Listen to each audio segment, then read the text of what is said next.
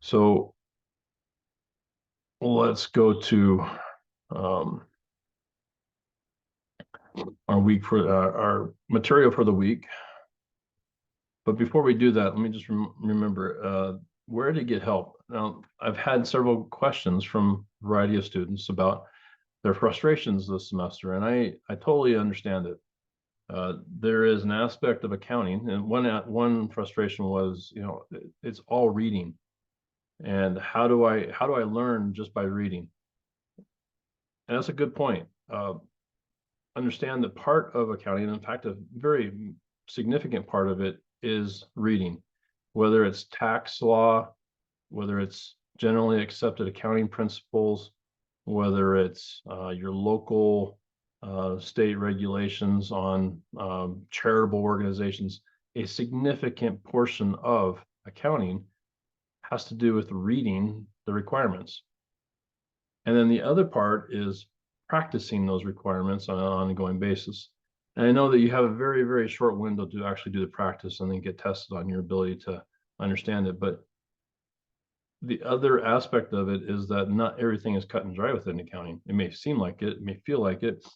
Certain aspects of it is like, how do you record a transaction, a journal entry? How do you reconcile things, which you'll find out with like cash or bank balance reconciliations.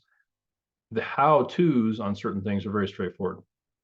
But how do you do the analysis, right? How do you do A plus B equals C, and you only get an A and C, and you have to figure out B. And sometimes A and C isn't always apparent, right? And so it becomes quite a practice and ability to interrogate the data, interpret it, and then come to a conclusion that's correct.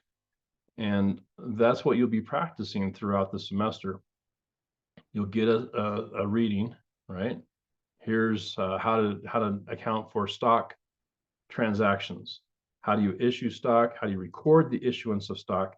How do you record the purchase of treasury stock? How do you record dividends? How do you do these types of things? And along with that, you'll get how do you do the math associated with it? And then you'll get a variety of practices in terms of, well, here's one scenario, figure out the problem. Here's another scenario, figure out the problem. They won't be the exact same scenarios, and they won't be exactly worded the exact same way that it was in the reading. And so you'll have to make the connections. And that's what 201 really in the long run ends up doing. It forces you to make the connections. Now, that's difficult sometimes, and I appreciate that. And so you have a couple different avenues outside of the reading in order to help it out, help yourself out. One is your fellow students, right? Joining together with several of them. There's, an artificial joining through the groups that have been formed, and the opportunity, like in the support forum, to ask questions to each other and to get answers. I don't see a whole lot of questions and answers going on. I mean, if I look at chapter 11 quiz, I see a couple. It looks like, a person or two is reaching out, asking for some help, right? And sometimes getting some feedback, like on Amy, sorry, she had a concern. I suggested to her to look at some of the support videos, right? Or some of the videos I've done. And it looks like Sylvia has done something as well about, just giving some advice on what to do. But even Sylvia has to review the videos that the teacher puts up, right? So I not only have put up videos, and I've put up videos currently, and then I've given you a link to the YouTube channel where there's other videos from last semester that I posted, which will be very, very helpful, right? So you have my videos, you have videos within McGraw-Hill. So, if you go to to these assignments, like, right? So this is chapter 11, right? So chapter 11 will have videos inside of it and that support it, right? So if I come back to the modules, you're going to have videos for this week. There are support videos, and they'll walk you through one step at a time on how to do this. Now, I think part of the dilemma sometimes is the rush to get through the material. And if you're rushing to get through the material and you're not taking the time to fully read. You're not taking the time to look through the supplementary study materials. These ones right here, for example, right? Chapter 4, corporations issuing common stock, preferred stock. Like this one right here, I may be going to Amy's specific question, is going to walk you through step by step a scenario on how to get to a solution, right? So, and just FYI, if I look at this, I mean, 4 students have actually gone through this. 2 of them are in progress. So this is one class. So what? There's 40 some odd students, and only 10% of you have actually done this video. Now, I understand to some extent there's a great majority of you that don't need the help, right? You read it, you understand it, you move forward. But those that do need the help, these are going to be very helpful, right? And so this is going to go back into issuing par value stock, right? And I'll walk you through a scenario, give you how to do the journal entry right here, right? And I'll go through another issuing non-par value stock scenario, walks you through the actual process, and then it'll help you through how to do the journal entry for that, right? So each one of these non-cash assets is another option on how stock is issued or how value is exchanged for stock. So there's several different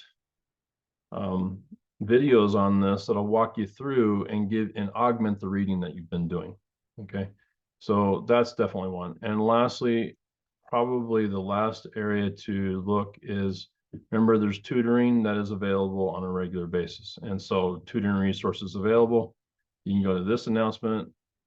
It gives you, the ability to go into your tutoring resources and find that support. And here, there is also additional help, not only in terms of videos and other things that have been done within Accounting 201, right? But there's just a lot of resources here in the tutoring resources. So that's your tutoring resources. On tutoring help directly, there's an announcement down here, if I can find it. There's tutoring. I know, revise office hours. There is tutoring somewhere. Tutoring resources available. Okay, so I know that there was some times that was listed. Maybe it's in here still. Okay, sign up for live group sessions provided by tutors, right?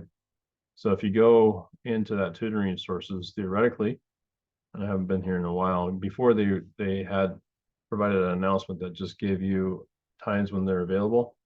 Let's see, where are we at?